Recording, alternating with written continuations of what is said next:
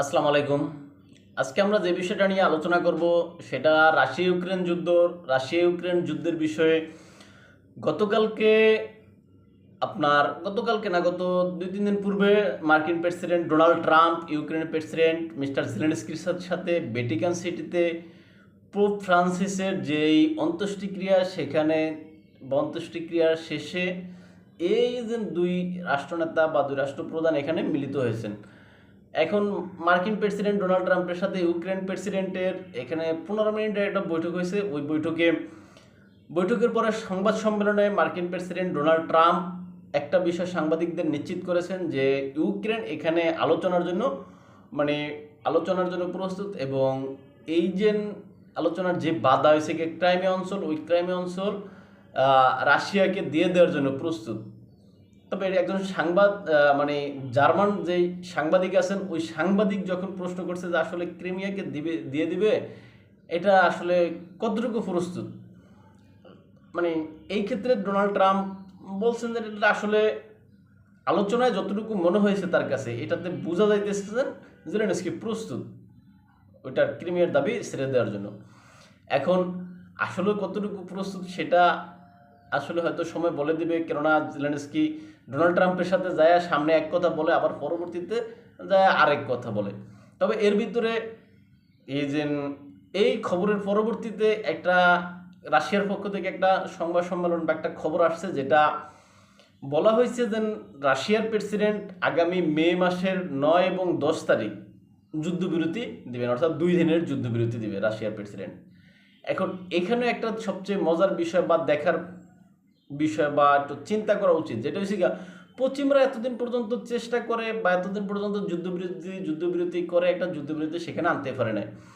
সেখানে এখন রুশ প্রেসিডেন্ট ভ্লাদিমির পুতিন নিজের ইচ্ছা অনুযায়ী যুদ্ধবিরতি দিচ্ছে।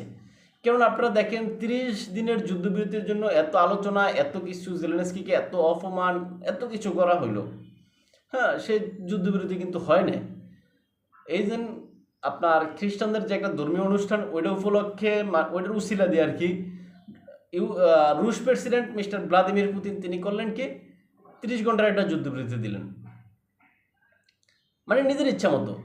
আবার এখন তিনি নিজের ইচ্ছা মতো এই যে মে মাসের ৯ এবং ১০ তারিখ ২ দিনের যুদ্ধবিরতির ঘোষণা দিতেছেন।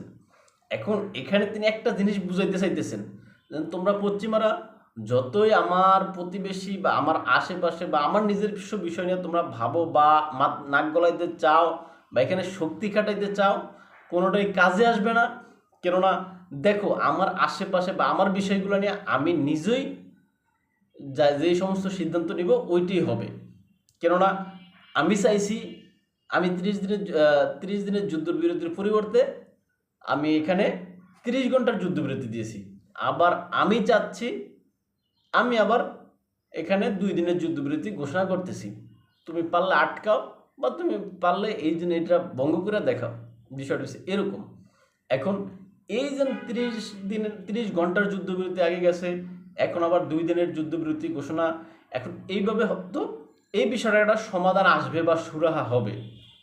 এখন এইভাবে মানে যে কোনো বড় বড় যুদ্ধবিরতি বা বড় বড় ঘটনা ঘটার পূর্বে কিন্তু এরকম ছোট ছোট কিছু ঘটনা ঘটতে থাকে আর কি।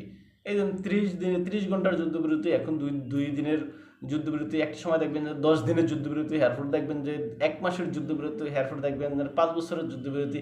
এইভাবে কিন্তু আগাবে। কিন্তু একদিনে তো আর এটা একেলে যে ৫ বছরের যুদ্ধবিরতিটা হয়ে যাওয়া সম্ভব না। কেননা এই যুদ্ধটা প্রায় ৪ বছর পর্যন্ত চলতেছে। ৩ বছর প্লাস, মানে ৩ বছর শেষ, ৪ বছর রানিং আর কি চলতেছে। এখন এই যে যুদ্ধে অসংখ্য দুই পক্ষের লোক মারা গেছে, অসংখ্য সৈন্য হতাহত হয়েছে, অসংখ্য মানে সমরস্ত্র ধ্বংস হয়েছে। এখন এখানে ব্যাপক ক্ষয়ক্ষতি আছে। এখন এই ক্ষয়ক্ষতির জন্য উভয়ের কাছে উভয়ের রকমের দাবি থাকবে। সেই সমস্ত দাবিগুলোর একটা সুরাহা হবে। তারপর এখানে মধ্যস্থতা বিভিন্ন পক্ষগুলো আসবে, তারা এখানে দুর্বল পক্ষকে বিশেষ করে একটু নিশ্চয়তা দেওয়ার চেষ্টা করবে। তারপর একটা যুদ্ধবিরতি। যেমন বর্তমানে যদি এই অবস্থায় যদি ইউক্রেনকে ছাইড়া দেয়, হ্যাঁ, ইউক্রেনকে রাশিয়া মনে করেন যে আপনার কি বলবো যে আমরা ভাত খাই না, ভাত খাওয়ার সময় আমরা কি দিই, যে লোকমা দেই, ওই লোকমার মতো করে আস্তে করে রাশিয়া টুপ করে গিলে খেয়ে ফেলবে। এখন এই জন্য রাশিয়াকে মোকাবেলা করার জন্য বা রাশিয়ার হাত থেকে ইউক্রেনের যতটুকু অঞ্চল আছে অতটুকু রক্ষা করার জন্য এখানে একটা শক্তিশালী দেশের বা শক্তিশালী পক্ষের একটা সমর্থন থাকবে, যারা রাশিয়া যদি সামনে আগায় সেক্ষেত্রে রাশিয়াকে বাধা দেওয়ার চেষ্টা করবে। এখন রাশিয়াকে তারা কতটুকু বাধা দিতে পারবে না দিতে পারবে বা বুঝাইতে পারবে সেটা আসলে সময় বলে দেবে, বা সেটা পরবর্তী বিবেচ্য বিষয়। কিন্তু বর্তমানে এরকম একটা নিশ্চয়তা ইউক্রেনের লাগবে, এই যে সেখানকার অবস্থা। আর ইউক্রেনের যে সমস্ত ভূমিগুলা আপনার জাফরোজিয়া, লুহানস্ক, দোনেক্স, তারপর হচ্ছে গিয়া খেরসন, এই সমস্ত ভূমি 4টা অঞ্চল রাশিয়া দখল করে নিচ্ছে। এই দখলকৃত অঞ্চলগুলো রাশিয়া ছাড়বে না, এটা রাশিয়া সবসময় বলতেছে। এবং পশ্চিমারা তবে এটা বিষয় নিয়ে এই যে নিউট্রাল অবস্থায় আসে, অর্থাৎ রাশিয়া যে ভূমিগুলো দখল করে নিচ্ছে এটার জন্য তারা রাশিয়াকে ওই ভূমি ছাইরা দিতেও বলবে না, বা ওইটা জন্য মানে নিন্দাও জানাইবে না, এরকম অবস্থা থাকবে। যেমন ক্রাইমিয়া অঞ্চল নিয়ে এতদিন পর্যন্ত কথা হইতো, ক্রাইমিয়া অঞ্চল রাশিয়াকে ছাইরা দিতে হবে, অর্থাৎ ইউক্রেনের ভূমি ইউক্রেনকে ফিরিয়ে দিতে হবে। হ্যাঁ, এখন সেই দাবি থেকে পশ্চিমারা বিশেষ করে যুক্তরাষ্ট্র বর্তমানে সরে আসছে। এখন তারা ইউক্রেনকে নেগোসিয়েশন করে বুঝাইছে যে তুমি ভাই এই যে আলোচনায় যদি অগ্রগতি চাও, এই যুদ্ধের যদি একটা সুরাহা চাও, তাহলে তুমি এটা থেকে সরে আসো, এই দাবি থেকে সরে আসো, নতুন দাবি নিয়ে সামনে আগাও। এখন জেলেনস্কি করছে কি আফায় উফায় না আফায়, হ ভাই আমি তাহলে ওইটা ছাইরা দিতে মানে মন মালিন্য আর কি, ছাইরা দিতে মন চায় না, তারপরে হন ছাইরা দিতে বাধ্য হয়। এখন জেলেনস্কির অবস্থা যে এরকম, তাই তিনি হয়তো সেটা রাশিয়াকে ছেড়েই দিবেন বা ওইটার দাবি ত্যাগ করবেন। যাক, ভালো থাকবেন সবাই, দেখা হবে অন্য কোনো ভিডিওতে অন্য কোনো বিষয় নিয়ে। চ্যানেলটি ভালো লাগলে সাবস্ক্রাইব করবেন এবং লাইক, কমেন্ট ও শেয়ার করবেন। আসসালামু আলাইকুম।